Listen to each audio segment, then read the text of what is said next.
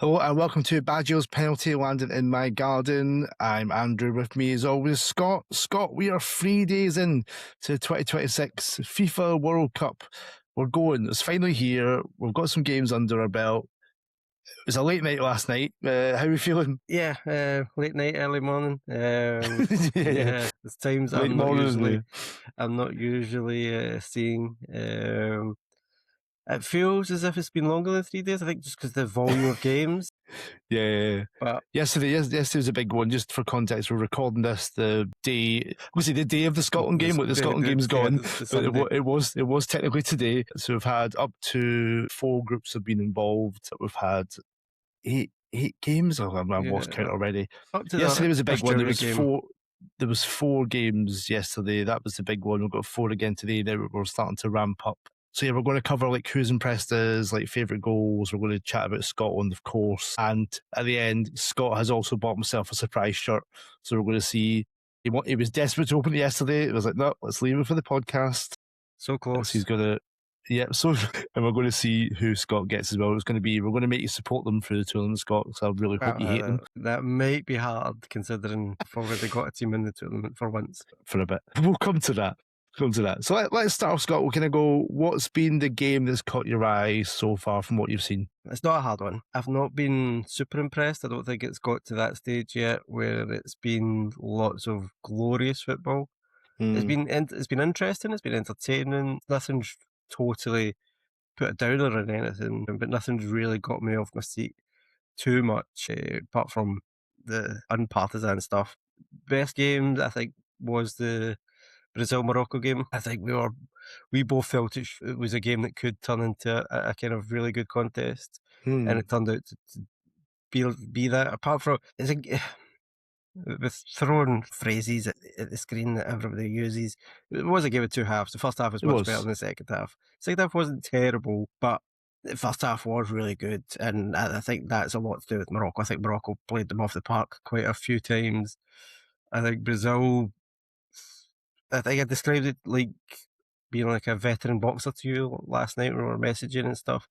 Brazil felt as if it had been a really good boxer who had come off the back of a surprise defeat. This was their first fight back, and they were unsure of themselves. They're unsure of their feet. They're unsure of their jaw. They're kind of in Morocco, to their credit, then just went for it straight on the bell, straight on the whistle, and it kind of shell shocked. Almost you could see it off the faces. Casemiro wasn't picking up anybody. No. Guimaraes beside him was struggling. That midfield three was getting bypassed completely. Like the younger legs of Morocco, just playing round them, playing through them, and then they were pressing and kind of not giving. It was invisible much of that first half, and that's all due to, I think, Morocco just really putting their foot in the gas. And I know there's one player in particular you would want to mention, but that player was dictating things. Yeah, I really enjoyed this game. I think it's something we're going to see a lot for the next few weeks is strong starts. And I think the conditions, it was like 30 degrees in New York yesterday. And I think teams, no matter where you're from, no matter like your background, that heat and humidity, if you're pressing or chasing or you're Casemiro and you're question where you're trying to run, it's just going to be, right, we'll have spells where we'll be good for 20 minutes, then we'll come off again. Because you were like, nobody needs 10 minutes injury time, and that 10 minutes was some of the best of the second half because it kind of went. And I wonder if part was like, right, we've got 10 minutes left. The end is here. Let's go for it. Whereas, it was like a final round. Half, you're like, again, go back to the box analogy. It's like the final round. It's like, right, okay, we can actually maybe just knock this person out. Yeah, they've suffered. No, it was a great game. It had so many different elements, and I think the way Morocco set up is like, you've got Hakimi goes down the right. He's like your right winger basically. Malzawi, who is a right back, comes inside from left back, which kind of gives him like a midfield three in a sense because it's him, Bouaddi, and I'll go murder his name, the Roma kid, El Ninawi It makes a kind of free, and they just absolutely bossed that Brazil free completely. And I was going to do Bouaddi later, but I'll do Bouaddi now. Ayyoub Bouaddi, he's 18, plays for Lille, my team. Been watching him since he was 16. And as soon as you see him, you're like, "Oh, he's going to be fucking leaving in 2 years." Like he's gone, he's already gone. And I was like, I said, "These guys like, all right, mate, fucking calm it down. Like you've been far too good here. But yes, you've added 20 million to your price tag, but you're getting snapped up straight away." And for a kid who he only recently picked Morocco as his country, and what was nice, he was singing the national anthem at the start, and I'm like, that's always a It's because a his good sign. parents are Moroccan. It's like he obviously that's his country that he believe like when you see them not singing, some people just don't want to sing. That's fine. But like, if you just picked Morocco because you're going to get a game, or you're picking it because you love that country, and that was nice to see. But it's the first competitive game in the World Cup against Brazil of all teams, and he looked like he'd been there for like 20 years. That's Like I was just about to say that. I was about to say to you, do you think that if you hadn't known it was his first game and you watched that, you'd never have guessed that was his that, first game with that never team? get. You'd And it have was the thought that he same. was just there for 5 years playing with those players. Yep. And it was the same when he started against Real Madrid in the Champions League on his 17th birthday, and we beat Real Madrid at home 1-0, and he was just like, he did not look overawed by it whatsoever. There was no nerves. And like, I'm not going to say, like, there's times where he makes the wrong decision when he's got the ball deep and like gets caught sometimes, but he's fucking 18 years old. Do you know what I mean, like, he's a Oh kid, yeah, there's going to be. but he did not look overawed last night as well. He's always looks like he's got time. He never looks rushed. He Uh, makes like simple passes. So good. so I counted one missed pass from him yesterday. Now we again, there's something that we discussed. There's been lots of misplaced passes throughout the Yep. tournament. I don't know. Again, I think conditions. Again, nerves probably for a lot of players. I think it was that Um, Canada game. They were spraying oh all the yeah, yeah, it place. And you're like, was. and there was definitely a home nervousness of like expectation. I But think he was just like, the pitches look quite heavy. I think the or Mexico one, for dry, instance, dry was as a well. real they hadn't been watered, and you saw during the hydration breaks they were trying to water it because of all the pre-match guff. Who knew the pitches need Um, hydration breaks as well? exactly, but the fact that I could only count one, and it stood out to me that he'd made that one out of all the And like, passes he was making. That's he, some going. he doesn't make like he's not like making like long range like ranging passes. He's not making like through the lines. He just keeps it ticking along. And what I always find is he does really well. He'll get the ball and he already knows where he's putting it straight away. And it's just like he doesn't dilly dally on it. Quite a few of his passes, if I remember correctly, were going forward. It wasn't as if it was just sideways no, he does. passes and stuff. It But was. it's not like he's not hitting like no It's not the ball. splitting, yeah, it's not Yeah, defence yeah. splitting passes, but, that's what you want from it, we'll obviously get to Scotland later, but that was something that we missed, and that's something Billy Gilmore probably gives us more than Mm. anything else, and it's a shame that Well, he's not I was there, I was but laughing. I forget the guy's name again. The BBC guy who was like the Moroccan expert, and he was like, "Oh, that's like a Bouaddi cash will flow. sit, Bouaddi will sit," and I'm like, "No, he won't. He's fucking like box to box, like." And it's that understanding of right, Mazawi's there, Ilanawi's there. I can go, and he will go to. He'll get into the Yeah, box, and that's where he has to improve is like his decision making in the final third, or maybe it's more the I can make this pass and I can create something like that kind of defense splitting final ball is maybe not quite there yet, but he's 18 years old, he's got everything else and that'll come, but he does drive forward. but it was a super mature performance, and it was really Mm. assured on the ball. I mean, he was the standout for me, When in that you were game. watching that before the Scotland game, were you going, "Fuck me, we're going to get absolutely fucking dicked here"? Because I watched So Morocco in the it's funny, I watched him in but yeah, I think out of the two teams, Morocco, the team that I'm feeling the most. yeah, and that's the one where I'm going. We'll get when we get a point off Morocco, I'm going to be getting fucking nothing off these No, lot. Like they're going yeah, to, if they and turn up, and there's going to be a hotter climate than what we had last night, I thought it um, was in Boston again. but it's going to be earlier. No, no, fuck yeah, we're fucked. Yeah, so it's going to be at 11 o'clock our time, so it's not going to be two. Because Um, obviously, Regawi, who was the coach, he left after AFCON when they lost it and then won it, and then maybe lose it again. Who knows? And they were very pragmatic. It was very much like set up to defend, hit on the break. And the guy who's in charge now, whose name escapes, he was the under 20 coach who are called the Atlas Cubs that I love. Uh, and he's brought a bit more youthfulness into them, a bit more control on the ball, and I think this could be the next evolution of this team because they were talking about are they going to be the first African team to win the World Cup? And you watch that last night and go, why the fuck not? Like, yeah, I think they didn't do much wrong. I mean, as I say, they bossed Brazil, and there might be killing teams off, maybe the issue that they have. yeah.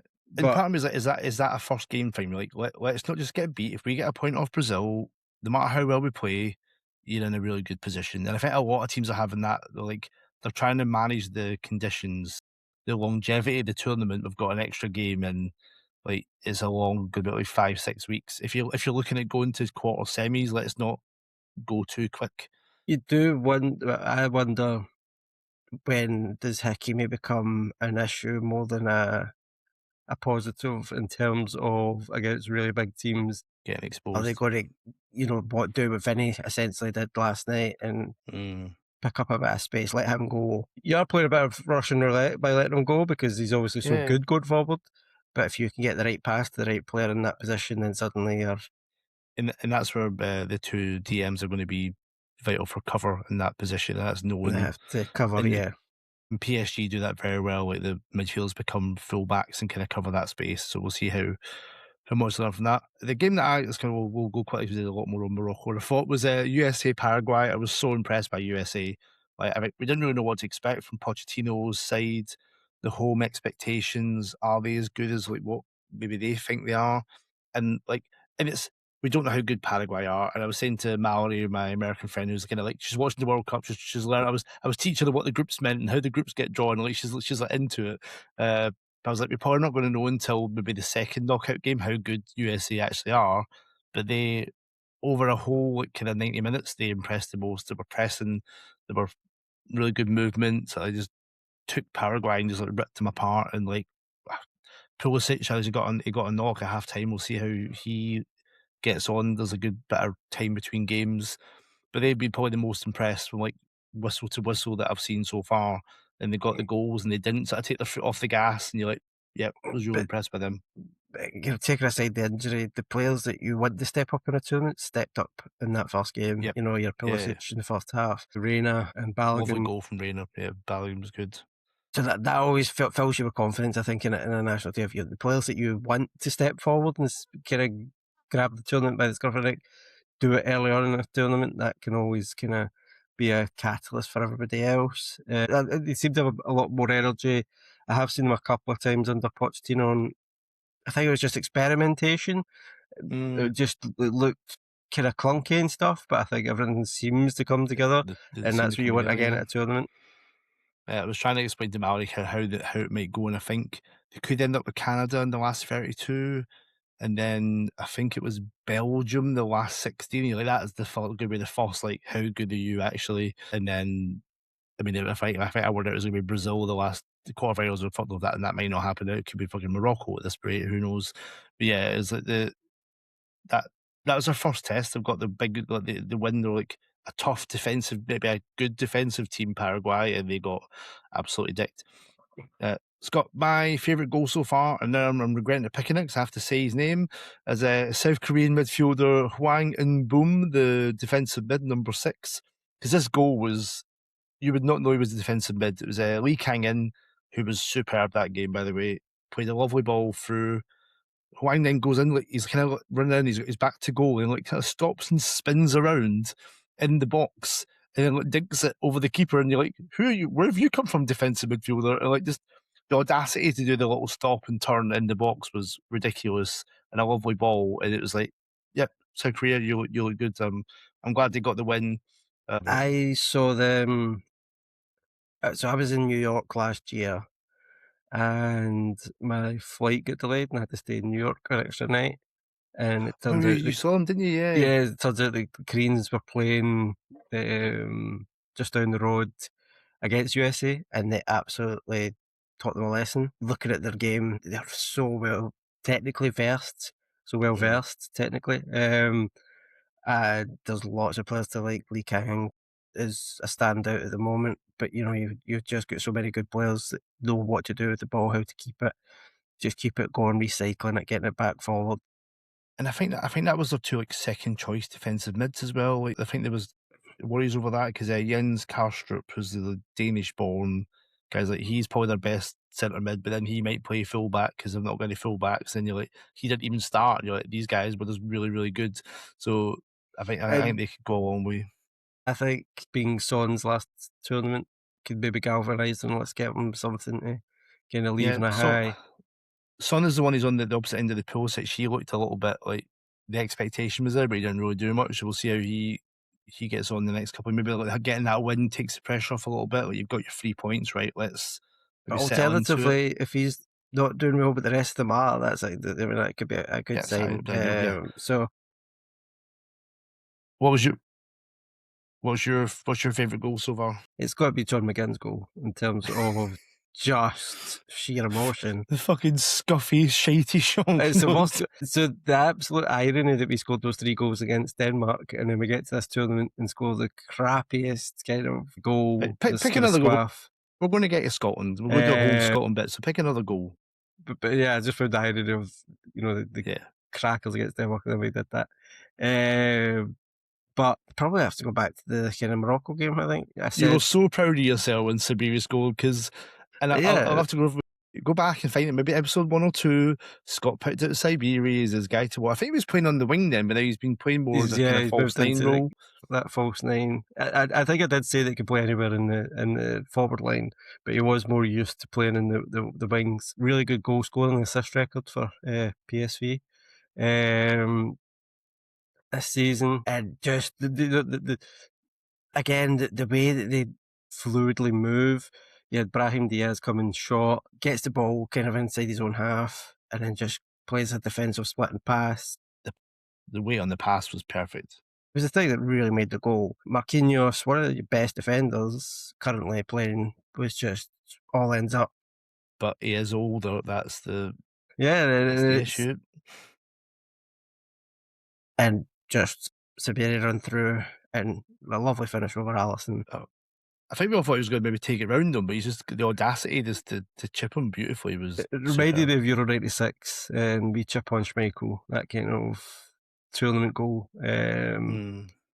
So yeah, to be fair, my predictions have been not bad so far. For I'm getting a lot of them. Maybe not the actual result right, although I got the first game right and goal scores. I think I'm doing all right with as well. So I think you're doing okay as well. If you go on YouTube Shorts, me and Scott are doing predictions for all the games. I think we've done all right. I think so. You know who not to back for goal score at this rate. Apart from I'll be there. We'll get to one. We'll get to one. No, but I thought I had another goal scorer. Did I not? Anyway. Right, we'll check the tape. check back. I'm looking at the score. There was no way needed because you said the centre back from Mexico. No, I definitely got that wrong.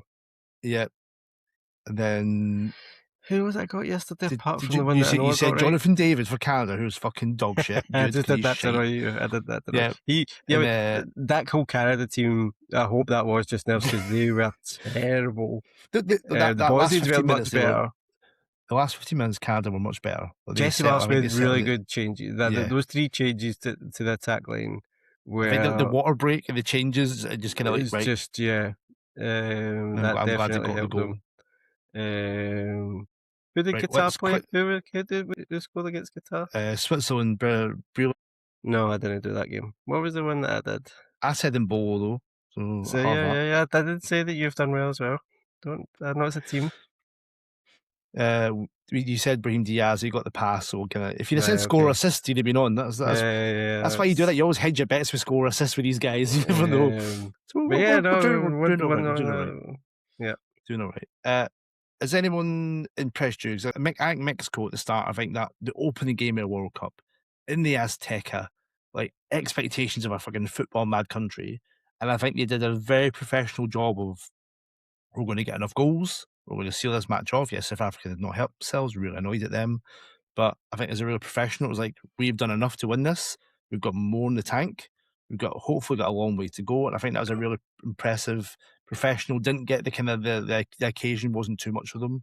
And I'm like, now they can settle in. I'm really interested to see how they do the next 2 games because they've got the advantage of the altitude and all that. And I think they could easily get all 9 points in this group. It's like, well, maybe not the performance itself in terms of what they did on the pitch like the USA did. I think just all the factors. It's like, yeah, they nailed that.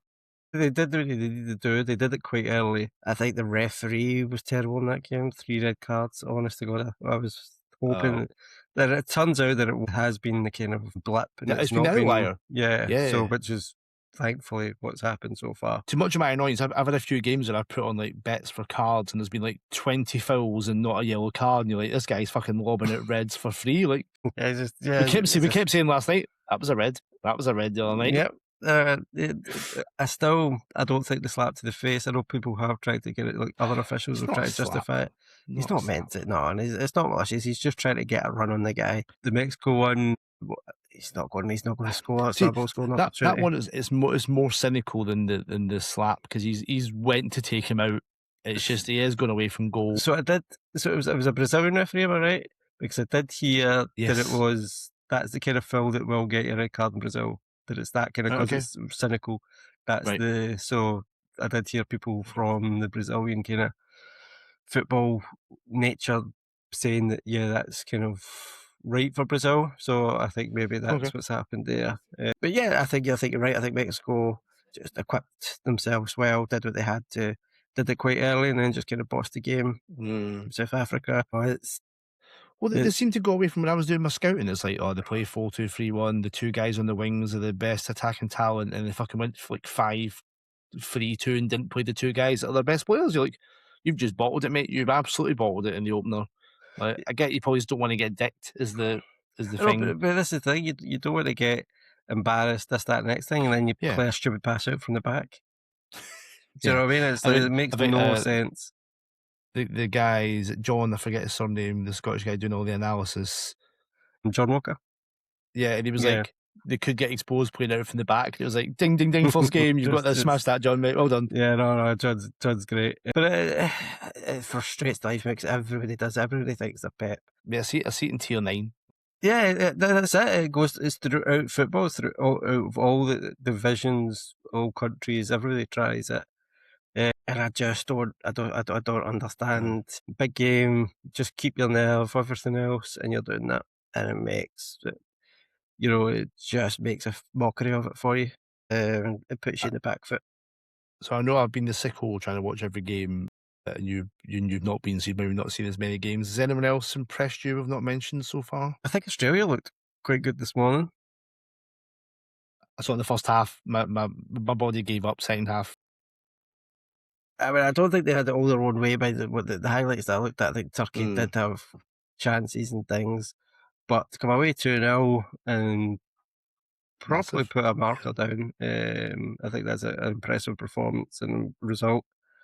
I'm just trying to think of everything else I've seen. Nah, it's probably the other way, as I say, about kind of Canada and Bosnia and stuff. Yeah. It's So just a lot to miss. who's not impressed you? Is probably Canada, I think, it's been Canada. the biggest disappointment so Yeah. far. I think the one I wanted to mention was Switzerland.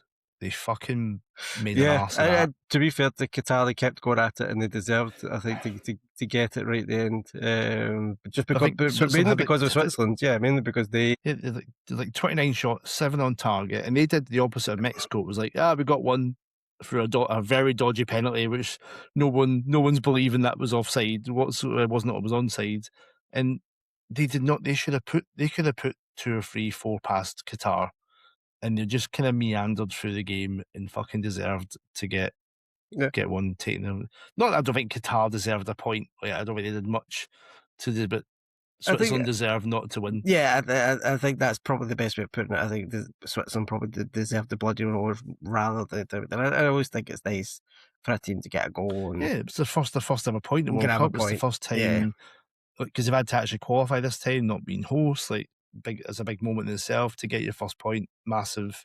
But I want to see a reaction from Switzerland. They played Bosnia next, who didn't look much apart from set pieces. Let's see, because for Switzerland now, if you want to get first or second, you really need to win that second game. Right, let's go, Scott. It's time to talk about Scotland. Right, I will start I'm trying to be happy because Scotland won. We first time since 1990. We got 3 points in the World Cup. Fantastic, great. But we were shite. We were not good last night. Or Smaldon. It was, and I don't think it was the players. I don't think it was the effort. It was, to me, it was tactically very naive. You read anything about Haiti, and it's like, play fast on the break, get the ball wide, look to cross the ball, and you're like, lads, why don't you just go wide? That's good. That's going to be great. Go wide, cross it in, and we'll be fine. And I think it's well, we survived. Rather than win that game, we fucking survived that game. And if Haiti had scored the way that Qatar did, they would have deserved it. You read anything about the way these groups work, you probably have to come out with a positive goal difference, unless everyone else is shite as well and we get lucky. and we've beaten Haiti 1-0. And no disrespect to them, we should have and could have had a few more goals. It's great that we won, but I think there's bigger question marks over the way they went about it. Rant over. I'm going to try and play a bit of devil's advocate here. Okay. Having watched Scotland painfully not pick up any victories in the last 2 Euros, to actually just get a win, and for all the people that are in Boston, I mean, Yeah. if you look at social media, all I'm seeing Scottish fans. I'm not really seeing anything else about the World Cup in terms of things like that. So I'm delighted for the fans that they actually got to see a win. Massively. And I'm delighted for the players. I think that sometimes people forget the pressure that is there. You haven't been at a World Cup in 28 years. You had another 8 years since the last time that we won in Genoa in 1990 against Sweden. I guess There's always the ghost stories, Costa Rica and stuff as well that pops up. I think there's the match side, and then there's the tournament side. And I think match side's amazing. We got a win. Like, what a wonderful night for Scotland fans. But it's the bigger picture where I'm just like, that's what annoys me more. Yeah, the performance was not a vintage performance. I don't think anybody can say otherwise. I think under Clarke, our game management has been a bit iffy throughout his whole tenure there. I think he made earlier substitutions than he's kind of used to in past tournaments, but the kind of wrong substitutions. I didn't understand why we brought Gavin Doak off, didn't bring on Curtis, and then brought Curtis on anyway. And 5 minutes later, you've lost your pace for that 5-10 minutes. That seemed a bit weird. If you're going to bring him on at some stage, then just do it when you're bringing off your other winger. I don't even know if he needed to bring Gavin Doak off. I don't know. I think the conditions are going to. I think people are going to come off because it's fucking hot, and he was running a lot. Like, he was. But again, if we're talking about trying to get goals, and you're going to be struggling against Morocco, he's probably not going to have the same joy down his flank. He had that left back on toast. We both said 20. Maybe he was just gassed. I don't know. I think he probably could have still had something else in him for at least another 5-10 minutes. I think I would have. If you're going to, he's gassed. We're having success. Go on, Finlay, mate. You do the same to him. Yeah. I didn't like the fact that we went 4-4-2 and then didn't actually play up to the strikers enough, try to get help to them, and as you say, get Winston. That's when we were good. It was like what we were saying about when we were trying to play out from the back, away from like our own box. We're fucking terrible at it. Like, they were pressing high. We just it wasn't going. But when we were trying to play down the channels, play in behind, and like play it up, win the second ball, and then hold the ball in their half. Don't try and fanny about when they're pressing you and they're full of energy. Like, it was like so naive. If we started really well in the first 10 minutes, and if we'd have carried on just adding that pressure, I think it would have been better. The goal, listen, I don't think I celebrated until 5 minutes afterwards. I didn't know how it went in. I didn't know if it was offside. I didn't know. I mean, I was just standing there. My wife was just watching me. We're so not used to scoring a goal yet. She's asking if I'm scored, and I'm like, I'm not actually entirely confident. What did we do? When I used to do John McGinn, because I obviously when I used to when I did Opta at Oldham, I think they'd gone like 4 or 5 games without scoring a goal, and the guy in front of me, a fan, was like, "Do you even know what to do when we score a goal?" I was like, "I don't think so." That seemed very similar. But it was, Shea Adams did a really good touch. Unlucky not to get a goal himself out it. And I'm delighted for John McGinn. He's helped us out so many times with goals, so it's good that he's got a goal in the World Cup. I hope he celebrated with a nice cheese piece, or for everybody else that's listening, a nice cheese sandwich, just to get it right up Roy Keane, who seems to have a real issue with Scotland. Bizarrely. Not a cheese gun. Yeah, well, I think he's... I think Sir Alex Ferguson must have broke him. Yeah, the performance, it wasn't we looked good when we were playing those long balls up to either to Che or to Shankland, or we were going in like down the flanks to Robinson or to Gannon Doak. We looked good, and maybe the condition, maybe I'm being naive, maybe the conditions were like, right, let's give it 10 minutes, we'll try and pass the ball around a bit, and then we'll go again, because you can't just fucking keep wobbing it up. Maybe that's what I was thinking. I actually thought that after about 20 minutes, I thought, right, okay, we're pacing ourselves. It just didn't seem... I think sometimes you just can't get back into that rhythm. When you're passing the ball to the back, we're asking for... They're too deep defensive, I think. Yeah. I said to you so many times, like, it takes them 2 passes and they're 30 yards from our goal. Yeah. Like, because we were so... And like, and I know because we're a bigger physical team, I think we usually invite crosses. Like, you go wide, you cross the ball in, and we will defend it fine. But like, to be so deep and so narrow, and they were like, "Cool, we want to go wide, and we want to cross to the strikers," and we're like, it just felt like we were But has this been a biding problem? it. Very early on in Steve Clarke's tenure, a big problem was that they were not coming out quick enough. So you would have two kind of your midfield and your defence kind of almost in your own penalty area, if not just inside. And the ball would get to, I don't know, 40, 35 yards out, and you're so slow at actually closing it down. Teams were scoring. Remember, Austria did it a couple of times. That Greece And game away, the amount of crosses they had in that they should have buried us. we do miss a kind of midfield destroyer that will just break up games. We do miss that. We've not had that for a long time in Scotland. Centre backs aren't our best position either, so I think we are a bit more kind of wary. We don't want to kind of get them by themselves. And when you watch that, I think like in the semi against Morocco, I'm like, I don't mind them doing that because they've not got the aerial threat in the middle, like, and they'll try and go through the centre, and that's fine because we're kind of narrow and compact. Brazil, I kind of worry about. All right, you just give Vinny Junior all that space on the left, and you're going to get fucking Going forward. So the thing is, we created more chances. We had McTominay off the post. Suppose, yeah, brilliant. Che the good chance, and then across in. Shankland had a couple of kind of legs out, if it's connected. McTominay header from Robbo's cross as well. That he would kind of almost a free header there. Whereas I don't think I think they had one header that I can think of, and then there was something else that they did kind of earlier in the game. I can't now remember off the top of my head. Isidore had a few where you're like, God, he could have troubled us there, and maybe like another ref gives a fucking penalty. There was a few like I didn't honestly. No, I didn't feel. I'm not saying it was a penalty, but it's more like you're no. I just didn't for... think. Look, the way the game was, I just didn't think they were ever going to get. I think he just went to ground so quickly. So he was, yeah. I just always worry when you get like that. Oh yeah, it can happen. Yeah, of course it can. I just, for whatever reason, I just wasn't worried about it. I think it looked very cumbersome the way he was going. It was Piro's header, the big front man. That header. So he glanced one wide, and then it was the one. That's the one that, as I say, Gunn kind of spilled and then had another reaction and save. But that was about it. I wasn't really overly concerned about them scoring, apart from us backing away from them. Do you know what I mean? Yeah, that was it. It's more that we were asking them to fucking create more chances. It wasn't that they were better. And I said to you, like, that's not a good team. Haiti were not a good team.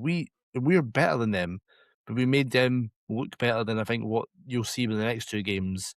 I think Morocco and Brazil will dick them. I do worry about Morocco because it's the second game. They've drawn. They'll want to win. There's no doubt about that. They are the best team in the group so far that I've seen. They've got pace. They're used to the conditions. They're technically great. Yeah, the keeping the ball doesn't worry me so much. No, and that's where we're better. Is like we'll soak it up and we can then hit down the channels and be a bit more and whatnot. Like the Brazil one, I fancy more of only because no. Let me explain myself. I've not just said that because of anything other than. I'm sure on an episode you said that we always lose against Brazil. Now you're like, I fancy our chances.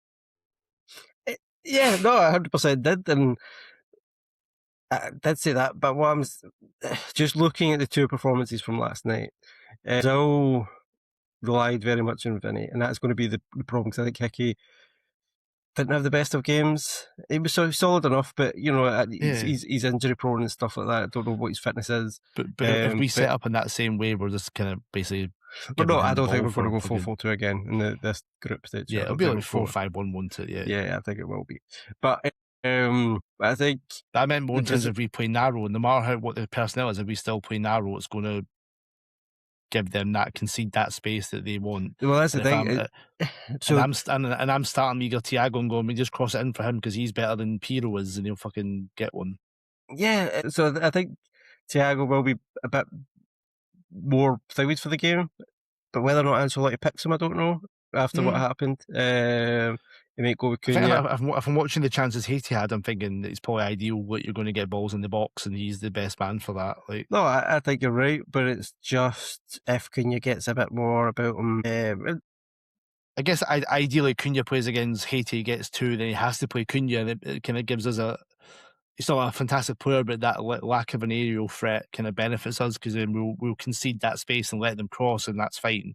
But there's also a thing that if Brazil do win against Haiti, which obviously they should, and they'd probably get a few goals, I don't think they're going to be desperate for a win. I don't think. I think they'll still want to win the group, and I think that's why. I In don't my think that. head, before we saw Morocco, I was like, well, if Brazil beat Morocco, Brazil beat Haiti, then they won't care. And then that kind of opens up for us the last game. But now it's like they're going to want to get something. Out of the two games, I think we could get something out of Brazil. That doesn't mean to say we will. That doesn't mean to say that we should by any stretch. I just think let's bench about that for when we get pumped 4-0 off Brazil. No. I'm not. As I said, but what I mean, out of the two games, the way Morocco have played, plus it's the second game, and Morocco will want to put down a marker to make sure they qualify. If they lose, they'll be scratching their heads. They'll be shouting themselves, although they'll beat Haiti anyway. They won't want to be in that position where they have to beat Haiti in that by a few goals. Whereas Brazil, you would imagine, will win their second game. I don't think, the fact that Ancelotti picked them surprised me. I don't think there's anyone else. I know Fabinho looked decent yesterday. Came on, but can he last a game? But they Probably must have 10 really good midfielders playing in Brazil that we just don't know about. I can't believe for a second. Andrew Santos, was it Chelsea's good? So he's got more legs. I just think. I think on the last bit on Scotland, I think what's benefiting us at the moment is you look at the teams that might come third, and they're not exactly banging in the goals. Like Czech Republic, set piece merchants, right? Bosnia, more set piece merchants, and then us, and then like you got like. Is it Turkey? Is it Australia? I think there's not going to be a lot of goals within that. So maybe if we just don't get pumped both games, we might be all right. I think we might actually play better as underdogs because we have done in the past. Yeah, in these two games, in terms of we might get something out of them. We might not. We might get pumped both games. We've got a World Cup win. That was, I think, we've got the 3 point. And then we said we had to beat Haiti, and we have beat Haiti. I think. I did see. I don't know if you saw this on social media that some Brazilian just kind of has said that the aliens are going to invade Earth during the Brazil-Scotland game. So we're going to end up as if we're actually going to beat them for the first time, and then half our team is going to get taken up by aliens. That's such a new way for us. I know we do glorious failure well, but that's a whole other level of invasion. It'd be amazing. Scott, you took up the chance to get a surprise shirt box as well, which you're going to open on screen. Here we go. I got Spain 2022 blue one. He's definitely not getting England, so that's good. So let's hold the card up to the thing. I didn't say that I couldn't get England. No, they told me they wouldn't send home nations. Okay. Because I questioned it. That's your wall chart. The wall chart. Is everything in the paper? No, it's before the paper. Look. This is brilliant video content. That's your Haribo. The Haribo, nice.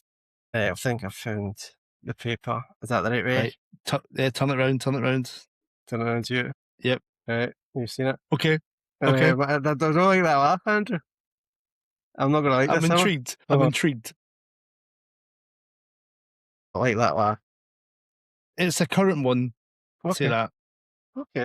There you go. I don't think I have maybe picked. I'm not sure I've even really seen this. I don't even know what I saw it looks like in my head. If you didn't see the card, Scott has got the Jordan home shirt for this World Cup, which I think is a cracking thing to. Because you would never get that. Yes. Actually. I like the shoulder print's cool. That's nice. But you would never, you wouldn't even see that in a shop. You would never buy it with that. So that's a cool one to get. I like that one. Yeah, I'm quite happy. Nice, well awesome. Done. There we go. Well done. Surprise shots. That's a good pick. I like that one. When is Jordan's first game? Let's tie it back into the World Cup with the podcast host I am. Jordan play against Austria on the 16th, so on Tuesday, 9 p.m. So you can watch that with your Jordan. That'll be my game. I'll be watching that. Yep. Awesome. So yeah, we're 3 days into World Cup. We'll be back. We're going to come back next Monday with our next episode. We'll be doing our predictions Can on we YouTube quickly Shorts. touch on the officiating? How do you think it's going? I think in the main it's actually been not too bad. I think it started badly. That Brazilian referee made an ass of it. I had nothing. Korea game, fine. Qatar, Bosnia was fine. Was it the Switzerland penalty? was definitely onside. It definitely wasn't onside. The part said the technology broke for a bit or something. Of course it then they did, came out with these screenshots, and you're like, I don't know. Last night he was very card happy in the Scotland game. Every like Shankland or Che Adams like backing in, there was like foul. Yeah, it was he was whistling at everything. Although I think, in fairness to him, it was for both teams. I don't think it was necessarily one over the other. Yeah. So I don't think it's been bad. Honest to God, you should have heard me hickey with that throw in. Honest to God, man. I was like, we did it in the first half. I don't know who it was, but we were very close in the first half because I'm saying to Diane, I'm like, I'm not even saying it to Diane, I'm saying it to her. Diane's like looking at me as if I'm a nutter, and I'm like, throw the ball, you've only got 5 seconds. What's happening here? And Hickey goes, and the guy's counting down, and Hickey and then he stops, and then he's like, and you're like, and like you're in your own half, and it's those sort of things that really got to me yesterday in the sense of we were giving the ball away in stupid positions. Andy Robertson found a way around it. He didn't pick the ball up until people had moved. Then he picked the ball up. Some people have went over and got a drink of water, and they'll get people into positions and stuff. Yeah, and you're just kind of. People always find a way to game the system all the time. But I think it's the ones that don't though. It's like, you must have been. We all know it's been one of the talking points. But you've been playing football for this way for a very long time. It's something you just forget. It happens. We forget things all the time. Like there's things I do at work every day, and I still forget to do them because I've not looked at the calendar at the right time. It happens, right? Your amount of thoughts going through your head of like what's going on and defensive assignments and like. And if you get any I've not been there, so to be the grumpy Scotsman I hate watching football with people. I can't do pubs. It's hard this stadium. You've been to lots of games though. To be fair. Yeah, but I'm not fucking. But no, I'm no one's around me. Yeah, by yourself. And I can just watch the game like when I went to Champions League final in Florence, I was watching in the pub and I didn't watch any of the second half because I was too busy chatting to people around me. It's just what I like.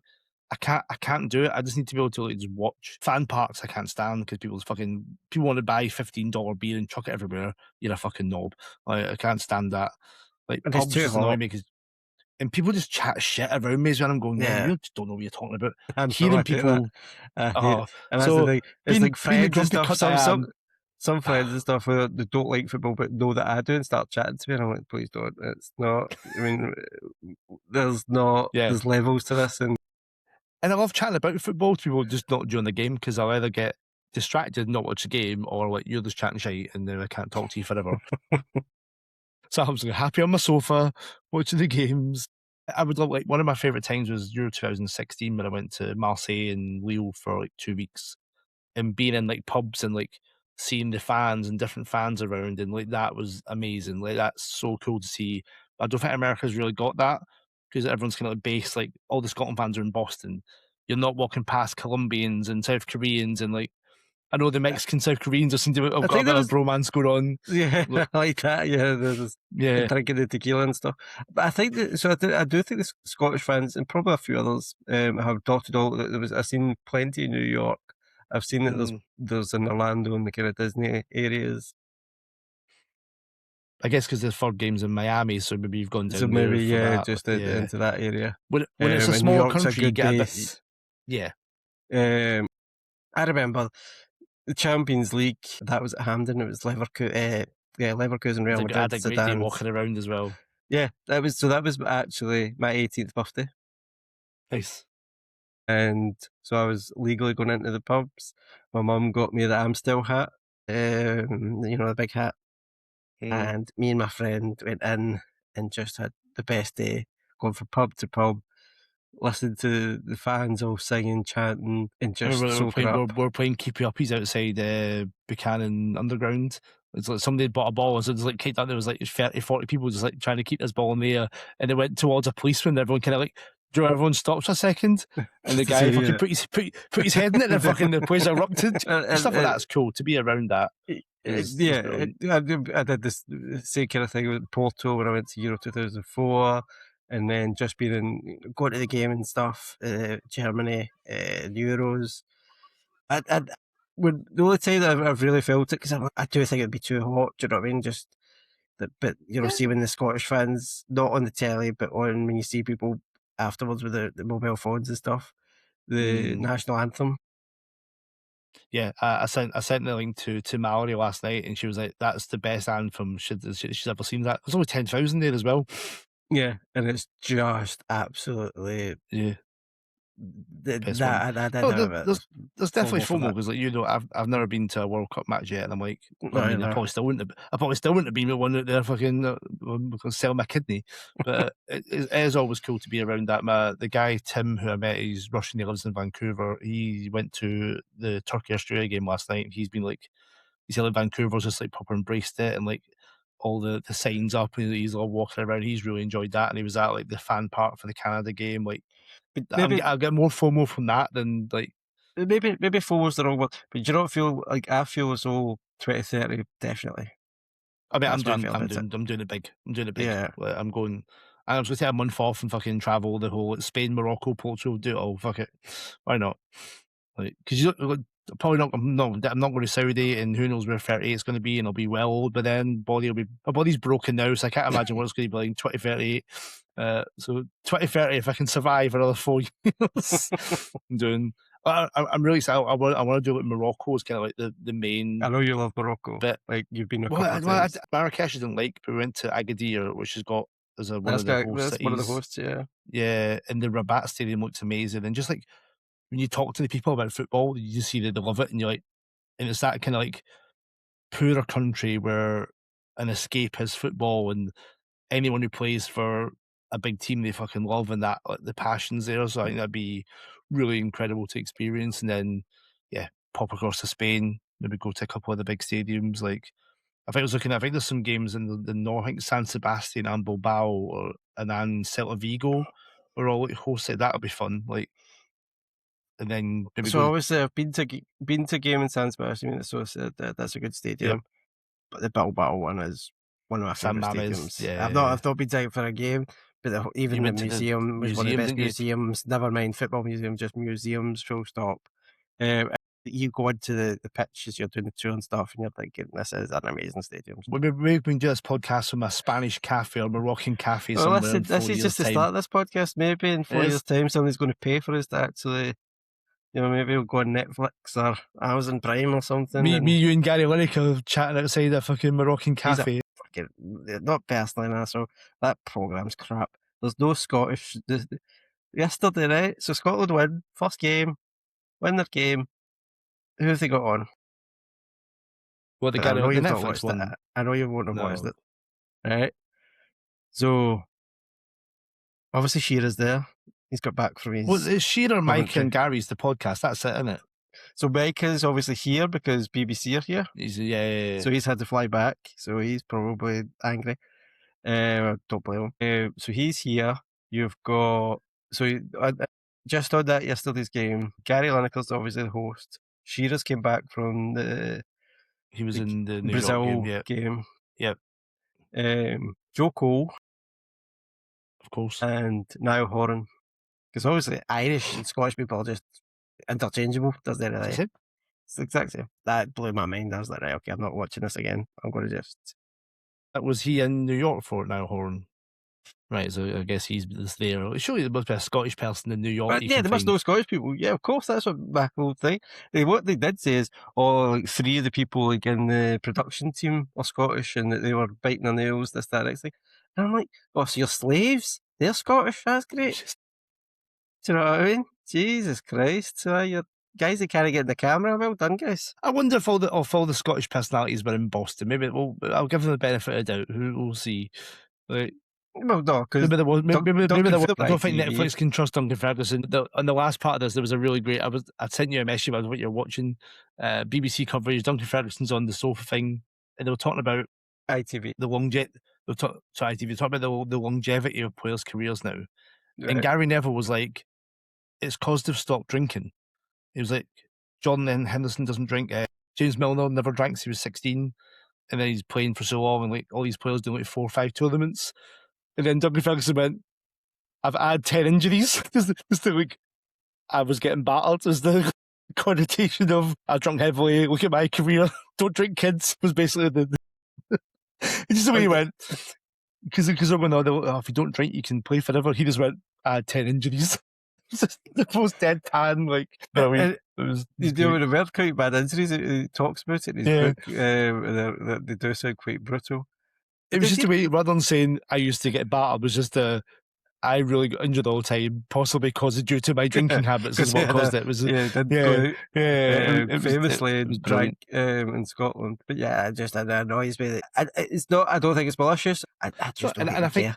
They don't care. I think that's annoying me. And I think Scottish people care more of like they've not gone. Let's not get a fucking Scottish person on. Fuck those cunts. That's not even happening. It's just like Joe Cole's around or Nighthorn's around.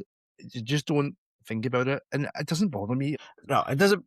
So there's here's Lewis Capaldi. Talk us through the Scotland game. I can't fucking give a shit. Do you know what I mean? Like, who gives a fuck? But it's like you tell us that we want to be a United Kingdom, this, that, and the next thing, and then when it suits you, carry on the cover and sign that thing. Not you. I'm not saying you do. Netflix don't care. They don't care. No, I think the majority of the world doesn't care. It's just. What was that? I think Australia, Turkey last night. I was at Ange Postecoglou on, and fucking was it Xavi or someone? And you're like, what's he on for? All these things you could be like, why are you on? It just doesn't matter. Well, I think Xavi was a world class footballer. I don't mind Xavi being on. I prefer Xavi than half the. If he was wasted at 4 in the morning, you're reeling out Xavi talking about fucking Australia, Turkey. Do you know what I mean? Like, think of it. Maybe not Xavi. Some Spanish lad. I was tired. I don't know. but big Ange was there. Is that way? You real big Ange out in the middle of the night. Like, that was ITV. Yes. Right. So at least they were in the country. I mean, imagine getting wheeled out and you're in Salford and you're having to get in for 4 in the morning. 4 in the morning. Yeah. So it wasn't. It was like 11 p.m. or something. So yeah. On that note, we've just bashed England for a bit. Why not? What I have been impressed with, I've not seen as many, because I mean, I've stopped watching the coverage. I've not seen as heavy on the now to the England camp. There's not been as much as that as I think they usually do. It's all the same. It does still happen. Tough, just turned it off. You've been, and then there was one of the first ones, 1966. Jeff Hurst wheeled it and stuff. And again, listen, it's not kind of England bashing this, that, and the next thing as much as treat it fairly. You have to realise that you're actually showing this in different countries. You're showing this in Wales, Northern Ireland, and Scotland. But ITV is still an English company using English money, so they're going to fucking wheel out all those cunts much as they want. It's also, I've told you this already, STV. Anytime they use any competitions and stuff, they have to say ITV and STV. Yeah. But listen, we're going to get it. I'm looking forward to the rest of the games. Hopefully, we get some good games today. The first game that I was like, Switzerland, Qatar yesterday, I was like, this is the worst game so far. It was just a bad game. That was the first one where I was like, and I'm glad, I said to the cat, I'm glad this is not the 4 a.m. game, because I'd be done. But bed, it was that bad. Australia, Turkey, I tried to watch, my brain was like, it was on, my brain just wasn't. It was like, the ball was just moving, my brain fucking potatoed on the sofa. Every other game, I think, because I'm doing, mate, for anyone listening to this, I've started trying to do little scouting reports, I say little, on all the teams, and I now wish I'd never started. Yesterday I was like, I've done 12 teams, there's fucking 36 teams to go. Why have I done this? Why have I myself? But now I can't, I can't now stop because I've started it. Yeah, of course, yeah. And it's like, and then there's more games coming, and now I'm behind, and there's just too many. But it's made me like, when you're like, I didn't know about him, or that's how they play. Now I'm going to watch if they do that, and like it gives me like a reason to watch. Yeah, there's nothing that I've not enjoyed in terms of. I mean, that's why South Africa annoyed me. It's like, they sound quite exciting. We're going to play totally different. Yeah, just put everything in the bin and just started. Do something. Yeah. So even Bosnia was like, I didn't know about him, and I watched that. It just gives you a bit more insight into who you're watching. So I've enjoyed that. Looking forward to. That makes I need to do some Curacao research before 6 p.m. today. I'm excited for Ecuador in a weird way, because defensively they seem like amazing. They just don't score, but I'm like, let's see how they get on against Ivory Coast. That could be quite an interesting I'm really looking forward to Jordan. Jordan. I was always a Barkley fan. Anyway, on that note, we'll be back next week, guys. Enjoy the World Cup. Check out our predictions on YouTube Shorts from me and Scott. Bye for now.